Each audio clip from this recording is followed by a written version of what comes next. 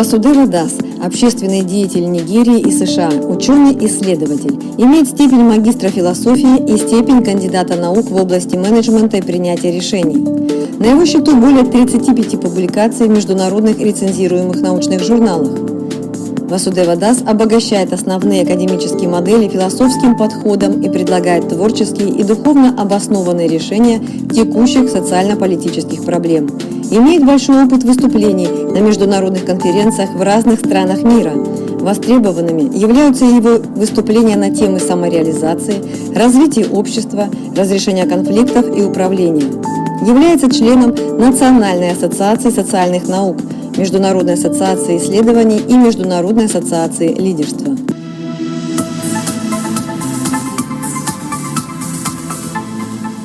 Hello, do you hear me? Yeah, I can hear you. Yeah, I hear you also. Can I start? Yes, you can start.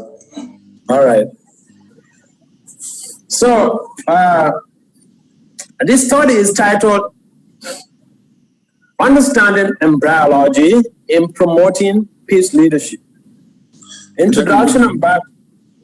Мы будем говорить об эмбриологии и о том, как она влияет на вопрос лидерства. Introduction and background of the study. World Health Organization says that 73.3 million induced extermination of human embryos took place between 2015 and 2019. I'm sorry, you will open or I should open the presentation? What? The presentation of your issue, you will open or I should open? You should open because I'm using the cell phone. That's okay. what 1 minute. Julia told me. Sorry. 1 minute. Okay.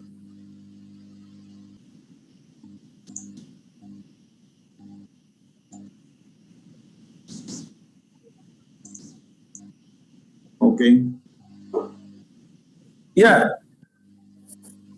So I was mentioning that World Health Organization asserted that 73.3 million fetuses or embryos were forcefully disengaged from their residence in the wombs between 2015 and 2019. Как я уже отметил, Всемирная организация здравоохранения говорит о том, что с 2015 по 2019 год примерно 73 с лишним миллиона эмбрионов были изъяты по всему миру и были забраны у рожениц. Forcefully ejecting someone from their residence or exterminating human embryos generates some reactions. I call it requital, a requital wave of violent polarity. And this wave, like we have a wave on the ocean, and the wave is getting high, you could imagine or you could expect there's going to be a storm. So when there is accumulation of these sinful or accumulation of these negative energies of forcefully ejecting embryos from their residence, it generates a negative polarity which falls back on society in the form of disturbances, including wars. И мы можем видеть, что вот подобного рода действия, когда эмбрионы у людей были изъяты, они вызвали волну негативных реакций. В частности, мы увидели, что было огромное количество насилия, беспокойств внутри стран. И, конечно же, это привело даже и к разнообразным военным действиям. The United States federal government takes cognition of the fact that the embryo is a living being. He has all the rights to live. Again? The United States government recognizes the embryo or the fetus as a member of a Homo sapiens. In other words, it's a higher primate. Okay. Соединенные Штаты Америки и правительство, они отметили, что эмбрионы, они являются членами или представляют также Homo sapiens, то есть это уже живые люди. Srimad Bhagavatam provides graphic details on what transpires when there is conception, when a man and a woman meet, what transpires right from the first night of the conception up till the period that the embryo becomes capable of being born as a child. So the Srimad Bhagavatam provides graphic details on embryology and how protection of the embryo facilitates peace leadership. Итак, в Бхагавата-пуране мы можем увидеть подробное описание, что происходит внутри женщины с самого первого мгновения, когда мужчина и женщина встречаются, когда она беременеет, как попадает семя в плод. И Бхагавата-пурана описывает график или детальные подробности эмбриологии и как защита эмбрионов позволяет установить в обществе мир. Next slide.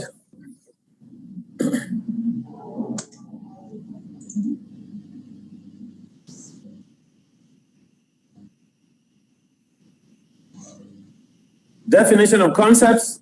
Embryology is a branch of science related to the formation, growth, and development of an embryo. Итак, давайте некоторые определения проясним. Эмбриология — это ветвь науки, связанная с формированием, развитием, ростом и развитием эмбриона. Peace leadership is the mobilization of action wherein people are motivated to act individually, and at the same time, they are able to function collectively for a positive social change. Итак, мирное управление, такой термин, это такие усилия, такие действия, когда люди замотивированы, вдохновлены, чтобы действовать индивидуально и также коллективно ради позитивных общественных перемен. Vedanta is the culmination of transcendental knowledge. Веданта — это вершина трансцендентного знания. Next slide.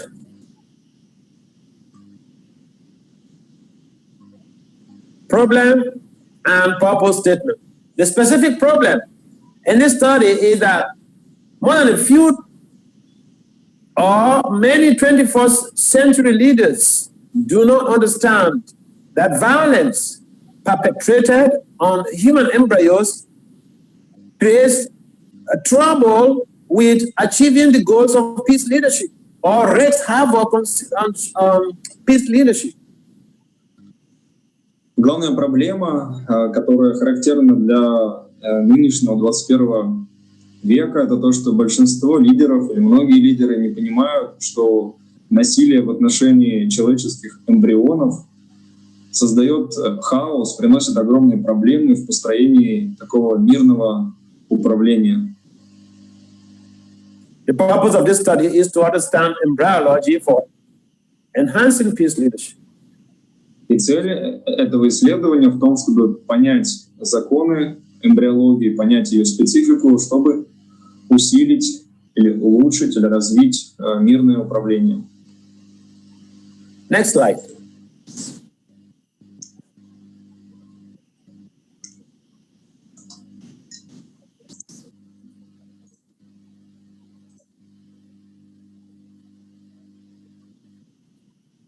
Understanding embryology. So here in this very statement, I'm indicating that under the stringent laws, there are laws of nature. So those laws are based on one's work or one's activities in the past, the living entity is forced to take shelter of a particular womb, or is made to enter into the womb of the woman through the particle of male semen, to assume a particular body, a particular form, based on their needs. Srimad Bhagavatam 3, Canto 3, Chapter 31, Text 1. Итак, давайте попробуем понять, как Бхагавата Пурана описывает эмбриологию, что в соответствии со строгими, очень строгими законами природы и как результат деятельности живого существа, благодаря семени, которое мужчина помещает в утробу, в лоно женщины, человек или живое существо получает то или иное тело для своего роста, то есть попадает в те или иные обстоятельства для своего развития. Так описывается в Бхагавата Пуране, песня 3, текст 31, глава 31, текст 1. And there's a diagram here which is indicating the first week, the development that takes place up till the 12th week. So those who have interest in this type of embryological approach, we can consult the Srimad Bhagavatam, Canto 3, Chapter 31.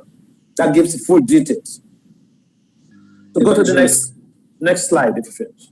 Да, и также в этой главе описывается полностью подробно, как происходит развитие этого эмбриона, и что, можно сказать, жизнь рождается уже в самые первые недели.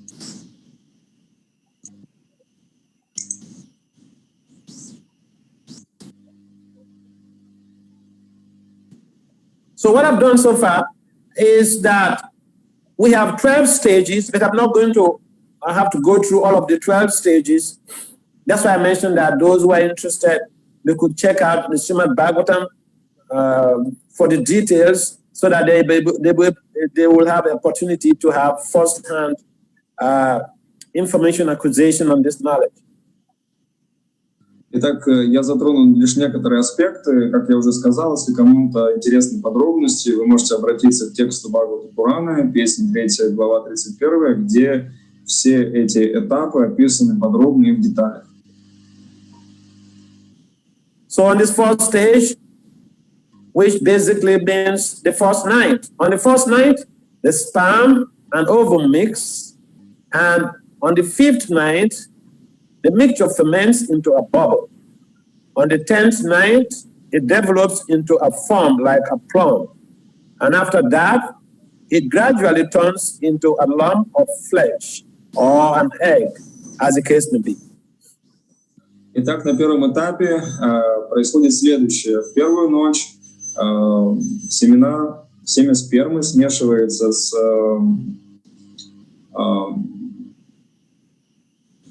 женским секретом, и на 5-ю ночь вот эта смесь ферментов превращается в пузырь. Затем на 10-ю ночь этот пузырь развивается в форму, похожую на сливу. И затем после этого шаг за шагом превращается в кусок плоти или в яйцо, в зависимости от способа зарождения. So here, SB means Srimad Bhagavatam, just for your information. So Srimad Bhagavatam 3, Canto 3, Chapter 31, Text 2. And then it goes on to the 12th stage.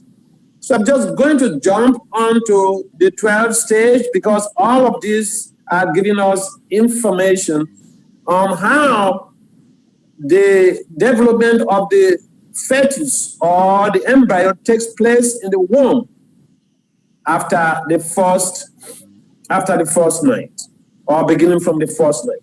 So I'm going to jump onto stage 12. That's why I mentioned those who are interested, you could look at the screen afterwards, or consult the reference book, which is the Bhagavatam here. So go to stage 12. Итак, как я уже сказал, мы сейчас описали с вами первую стадию, но я не буду подробно раскрывать все последующие. Я хотел бы сразу перейти к стадии номер 12. Поэтому я отметил, что если кому-то необходимы подробности, детали, пожалуйста, обратитесь к тексту Бхагавата Пураны. А мы сейчас с вами переходим сразу на 12-ю стадию.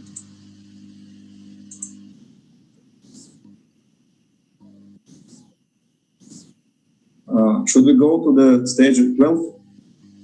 Yeah, all right, go to stage 12. Yeah, because of the time factor, go to stage 12.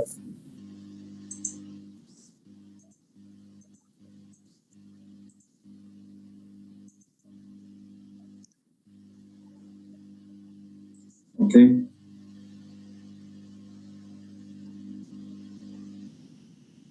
Yeah, stop there.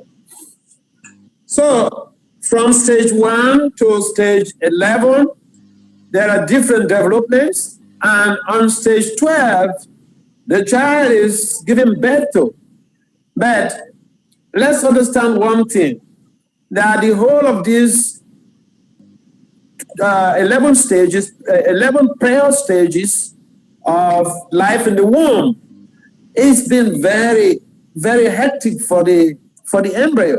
Because in some cases, in some of the stages, it described that whatever the mother eats, if the mother eats something very spicy, it hurts the child. So women, when they're pregnant, they have to be careful that they are not just by themselves, but then with they are the abode of a very sensitive child. Итак, мы сейчас пришли к стадии 12. До этого, как я уже говорил, до 11 стадии ребенок находится в утробе матери, и на 12 стадии он рождается. Но до своего рождения, как вы можете прочитать, также в тексте Бхагавата Пураны, он находится в ужасных условиях. Например, если мать ест что-то не очень правильное, что-то очень острое или соленое, ребенок испытывает от этого страдания. Поэтому тем женщинам, которые сейчас находятся на стадии беременности, нужно быть очень внимательными в том, что они делают, что они едят, как они следят за своим ребенком. So on this final stage in the embryological study, the child falls on the ground. The child is put down by some, internal mechanism, and when the child is born, it just smeared with blood, stool. All types of ingredients that, ordinarily speaking, we wouldn't want for a grown-up person. We wouldn't want even a drop of that to get close to you. But that is where the child has been put in for months. So when the child is born, she's born into this bag of stool, urine, and all sort of things. Итак, представьте себе, когда ребенок рождается на свет, мы видим его, что он находится измазанный стулом и кровью и разными экскрементами, в которых он пребывает долгое время, пока он находится в утробе матери. Представьте, что, будучи взрослыми, мы не хотели бы и на мгновение соприкоснуться даже с каплей подобных испражнений, подобных веществ, но ребенок находится в них долгое время. Представьте, что он испытывает, какова его жизнь там. Next slide. So, understanding embryology, what's the relationship with, peace leadership? The point is that when we have to subject the child in the womb to violence and think that we will be making a progress in our peace initiatives, in our peace efforts, that is ironical, because violence will always breed violence. If we are violent on other people, we don't expect to be happy because we hurt people. According to the American Psychological Association, violence means when we hurt someone or a group, it's not only killing or hitting someone with our fist or slapping someone or raping someone. That is, violence is such a broad area that just by hurting someone, we have committed violence. Итак, какова же связь между политикой мирного управления и эмбриологией? Дело в том, что когда мы совершаем насилие по отношению к эмбрионам, к еще нерожденным детям, мы не можем рассчитывать на то, что будем в будущем мирно существовать. Как отмечает Американская ассоциация, насилие — это очень широкое понятие. Не только когда мы причиняем физический вред или бьем кого-то, но насилие имеет разные формы. Поэтому это огромная ирония, что мы так жестоко относимся к только зарождающимся детям в утробах матерей, но при этом пытаемся наладить мир во всем мире и как-то уживаться друг с другом. And this principle is explicated or is explained by Isaac Newton in his third law of motion. Isaac Newton mentions that every action has an equal and opposite reaction. So, if we are performing activities that will help to protect the unborn child, then our peace efforts will be productive. But if we are killing the unborn child, then rest assured that we will not be peaceful. И, как отмечал Исаак Ньютон, любое действие рождает противодействие, любая акция порождает реакцию соответствующей силы и противоположную. Поэтому можем ли мы рассчитывать на мирную жизнь, на мирное сосуществование, если мы так жестоко относимся к нерожденным детям? Поэтому, конечно, нам необходимо пересмотреть наши отношения к эмбрионам, к детям в утробах матерей, которые только рождаются, дабы установить мир. So, understanding embryology facilitates the achievement of our peace initiative, because when we understand the consequences of killing the unborn child, that can serve as a deterrent for further violence on the embryo. И поэтому, понимая законы эмбриологии, мы можем быть уверены, что наши инициативы по развитию мирного управления, они будут продуктивными. С насилия оно порождает насилие, но если мы научимся заботиться о еще нерожденных детях и правильно к ним относиться, тогда вот эти усилия для построения мирного сообщества, они будут продуктивны. Next slide.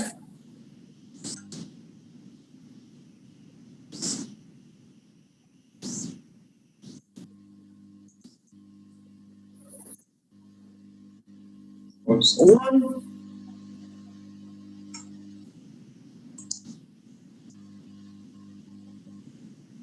social change implications. First, let's understand what is social change. Positive social change means all of the processes that we embark on to enhance human and social conditions by view of the promotion of development of members of our communities and organizations. So this study, what are the social implications and social change implications? By understanding embryology, we will voluntarily restrict our actions in terms of violence towards embryos. And that basically helps in fostering sustainable peace on the planet. Итак, каковы же социальные перемены или улучшения, которые мы должны сделать, чтобы общество улучшилось? Для начала давайте определимся, что позитивные общественные перемены означают улучшение в целом состояния отдельного человека, а также общества, развитие нас как индивидуумов, развитие сообщества, организаций. И такие позитивные изменения возможны лишь в том случае, если мы научимся понимать, как эмбриология, как отношение к нерожденным детям влияет на ситуацию в обществе. И тогда усилия, которые мы прилагаем в этом направлении, могут изменить обстановку на всей планете. Go to the next slide, which is the references.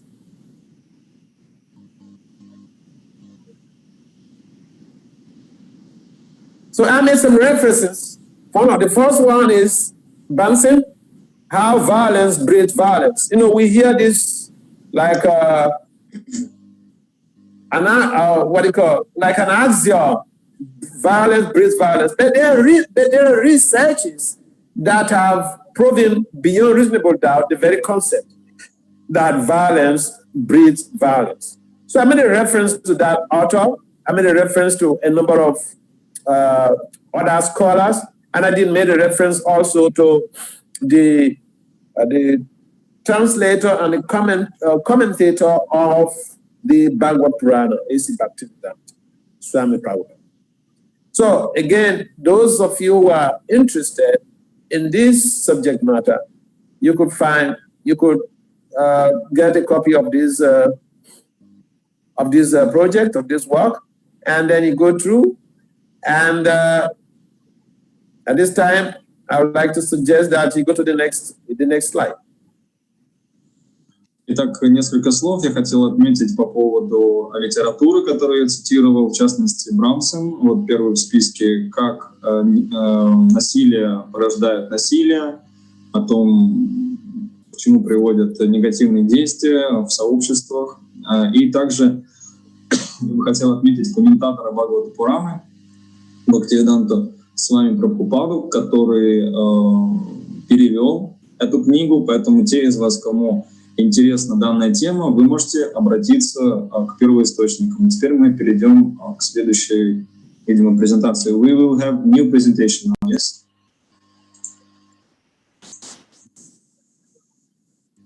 Next slide. Okay, next presentation, yes. Are there some queries or some questions? Not now? Да-да. Асанте, дорогой Васудев, эта фраза означает «благодарю» на африканском языке. Нам было очень интересно послушать ваш доклад. И вот такие вопросы. Не принесем ли мы больше насилия в мир от перенаселения нежелательных детей и умирающих матерей? Thank you for your presentation. Then we have one question. Maybe if we will have more children, while we will protect the unborn children, and we will have more, so maybe it creates more devastation in the world because we will have lots of kids which we don't want to raise. So yes, да, как перенаселение, да? Yes. Yes. It's a nice question. It's a nice question. My response to that is that, you see, all of these things about violence, about peace building, you see, after the First World War, the United Nations was, United Nations was not just a product of the current century. After the First World War, there were other initiatives by the world leaders to bring about peace. But in most cases, we are only trying to deal with the symptoms of the problem. We don't deal with the root of the problem. So the question of The question of overpopulation. Now, I mean, I will just be frank with everyone. You see, the major problem on this planet is that we are not able to control our senses and our minds. That is the major problem. And so talking about, I'm talking about... Can I translate? Okay. Итак, вопрос о перенаселении, и Васудева Дас говорит, мой ответ таков, что все эти разговоры о устройстве мира во всем мире и о насилии, они привели к тому, что мы видим после Первой мировой войны, что была создана Всемирная организация Объединенных Наций, но, в общем-то, все меры, которые принимала эта организация, ни к чему не привели, и ситуация в мире не изменилась. И, в общем-то, проблема заключается в том, что мы имеем дело с последствиями, а не с причиной. Мы не меняем причины, мы просто устраняем снова и снова те или иные последствия. А причина заключается в том, что мы, как люди, не можем контролировать свои чувства. Поэтому мы снова и снова втягиваемся в конфликтные ситуации друг с другом. So, the other point is that if we say that we tend to minimize the population, why don't we just kill our 5-year-old children in a home to reduce the population of the world? Why just an innocent victim? Or why just the embryo in the womb? Why don't we also kill the 5-year-old, 10-year-old children? Because we want to reduce the population. Мой второй аргумент такой, что мы говорим о том, что, возможно, людей слишком много, и нам надо как-то контролировать это перенаселение. Почему бы тогда нам не убить 5-летних детей, 4-летних, 3-летних, ведь они тоже составляют какое-то лишнее население. Почему мы легко убиваем эмбрионы, но говорим, что живые дети, то есть их уже трогать нельзя. То есть это получается такая, опять же, несоответствие, нелогично. Давайте тогда убивать тех, кто есть сейчас. Sex is natural. And pregnancy is also natural. Pills don't grow on trees. So when we have two attractive polarities, sex and pregnancy, and we said, no, we want to kill the product of the sex, product of sex, the baby in the womb. That's not being ethical. That's the word. We're not being ethical. But now we know that these type of activities, they invoke some type of requital reactions. And so it's up to us to decide what to do with our lives. Should we regulate our sex life, or we just go on having sex, and then when there is pregnancy, then we kill the baby. And then we get some terrible reactions. That's why I said that we need to learn or practice how to be able to have control over our senses and our mind. Так, секс, он естественен, и беременность — это тоже естественное следствие сексуальных отношений. Но что происходит? Мы принимаем первую часть, принимаем секс, но нам не нравятся последствия, поэтому мы пытаемся избавиться от естественного продолжения этих сексуальных отношений. Поэтому, опять же, вопрос сводится к тому, что нам нужно научиться контролировать свои чувства, потому что если мы вступаем в отношения, мы должны быть готовы к тому, что в результате появятся дети, и нам о них надо заботиться. Спасибо большое за ответ. У нас осталась буквально 1 минутка, поэтому я задам последний вопрос. Как вы можете доказать, что катастрофы происходят из-за абортов? Раньше абортов не было, но катастрофы были. Их было много. Thank you. I have one last question. How you can prove that the bad things, the accidents happened because of killing embryos? Because before, in the previous ages, there were no killing babies in the womb, no killing embryos, but still we had lots of accidents in like nature accidents. So how you can prove that this is the reason of the situation in the world now? Oh, that's a good question. Это очень хороший вопрос. Now, it is not just the sole reason for bad things happening on the planet, but it is one of those major reasons right now. Because in previous ages, like she mentioned, there are people who are not so much scientifically inclined to have sex as many times as possible and start killing the, removing the result of the sex, killing the babies. We are not doing that because our forefathers, they were even more regulated in their sex habit. I'll give you a striking example. Now, I don't want to mention the person, but my godbrother, he's a Swami. And so he told me a story when we were brahmacharis. He told me a story how his mother, when the mother gave birth to the number of children that the father wanted, I think 5 of them or so, the mother left the room of their father. The mother started sleeping in her own room and never to contact the father again.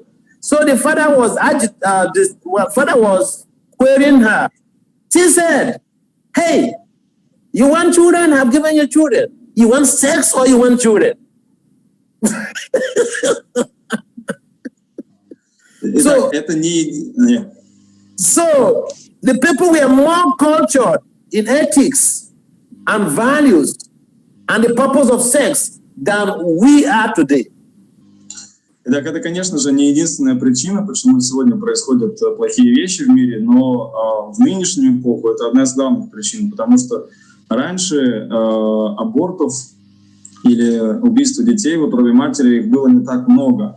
Более того, раньше предки наши, они были более культурные, более ограничивали себя в плане сексуальных отношений. Я приведу вам одну историю. Мой друг, он с вами, и он мне рассказал, что в его семье мать, она родила, супруга, его мать, она родила определенное количество детей, и после этого она приняла такое для себя правило, что она будет спать в другой комнате и близко не общаться со своим мужем, с его отцом. И когда вот ее муж, или его отец, он к ней обратился, как так, вот мы же вроде семья, и она сказала ему: "Я родила тебе детей, чего тебе еще надо? То есть ты хочешь секса или ты хочешь детей? Детей я тебе родила, а это извини, уже надо себя, так сказать, сдерживать". То есть они были в этом смысле более, или не так распущены, как современные люди. Спасибо, да, интересная точка зрения. Для кого-то она будет новая, для кого-то естественная. У нас еще поступил еще один вопрос, достаточно интересный. То есть, Васудева Дас, вы переживаете за все живое. Тогда давайте будем есть камни и не будем срывать фрукты и растения. Thank you so much. It's a very interesting point of view. I think for some it will be new, for some it will be very easy to understand. So we have one more question. You are telling about don't give harm to other living beings. So the idea of the questioner, let's eat stones, because when we cut the fruits or vegetables, we also make violence. So let's eat the stones or the ground, so we will not harm anybody. No violence. Yeah. Not being non-violent alone is not the highest value of human civilization, because there are a number of other entities we find in the universe that are also trying to live according to the natural sequence of events. For instance, nature makes provisions for some entities to prey on other lower entities. Now, for those entities, for instance, say lions, you can't feed a lion with mango, although mango is one of the best type, the most appreciated type of food. But a lion, you cannot feed a lion with a mango. He eats flesh. And so based on our type of adaptation to eating, we have canine teeth, molars, and premolars accordingly. Now, if we are in a situation where there is nothing at all to eat, it is only animals, and you have to prove the situation, then yes, survival for the human beings is also a necessity. But here we are, the fruits, the trees, the fruits and the trees, they also have consciousness. So cutting down a tree in some countries is a crime, because we are after a green revolution. Now the fruit, you are not killing. It's like babies suck milk from their mother's breast. They don't kill the mother. That is no act of violence there. So if the fruit has fallen down and you pick the fruit to be able to nourish yourself with it, there's no harm there. And even in some cultures, they understand that even the vegetables, they have consciousness. And so they will normally do some spiritual attendance to the need of reducing that type of reaction. Друзья, мы слышим эмоциональную речь, но не все понимают, о чем говорит Васудева Дас, поэтому, уважаемый Кирилл, мы просим, чтобы вы перевели то, что вещает Васудева Дас. Can you make some stops so I can translate to the people? Okay, I'm sorry.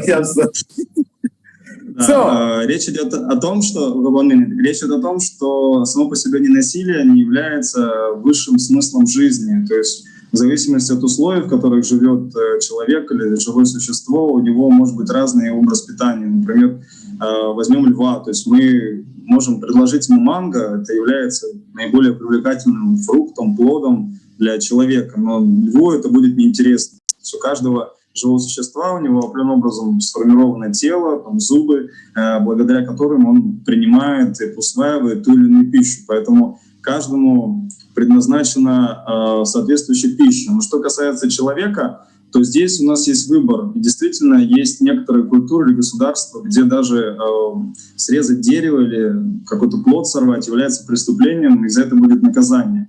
Поэтому в духовно развитых культурах люди, когда они вынуждены для того, чтобы питаться, причинять какое-то насилие, в частности по отношению к растениям, они совершают определенные духовные ритуалы, чтобы нейтрализовать причиненное насилие другим живым существам. А если, например, ситуация, что нет никакой другой пищи, помимо того же мясной плоти и так далее, тогда выбора другого нет. То есть нужно учитывать также обстоятельства, время, где мы находимся.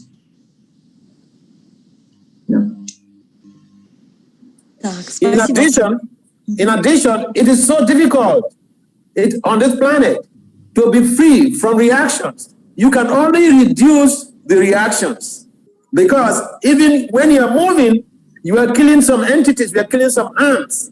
So if even you eat fruits, yes, you are incurring some reactions, but it is not as high as when you killed a cow, when you killed an elephant, when you killed a primate.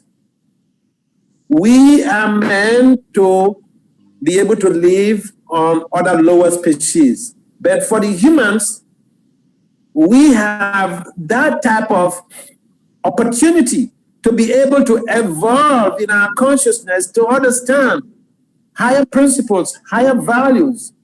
And therefore, those foodstuffs that relegate our consciousness to the background, we should just naturally avoid it. Now, grains are foods in the mode of goodness, whereas the meat is in the mode of passion. The meat basically poisons your system. We don't know of diseases caused by grains and vegetables.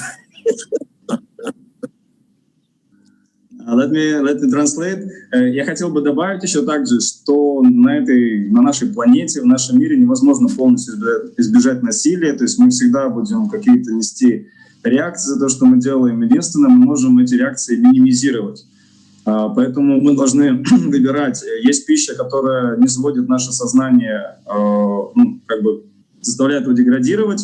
Есть пища, которая позволяет сознанию прогрессировать, поскольку главная цель все-таки жизни — это развиваться, а развивать свое сознание, постигать жизнь, то какую-то пищу нам следует избегать, как, например, мясо, оно относится к пище, которая вызывает в сознании негативные реакции, также отравляет тело. Есть пища, например, зерно, которое позволяет человеку наполняться силами и развиваться. Но также есть все-таки разные реакции, когда мы срываем какой-то апельсин или какой-то фрукт или овощ, когда мы убиваем животное, например, корову. Это очень нехорошо, поэтому здесь мы должны быть также разборчивыми и внимательными. Спасибо большое. Мы уже выходим за рамки нашего... Excuse me, the time is finished, sorry. Спасибо and вам.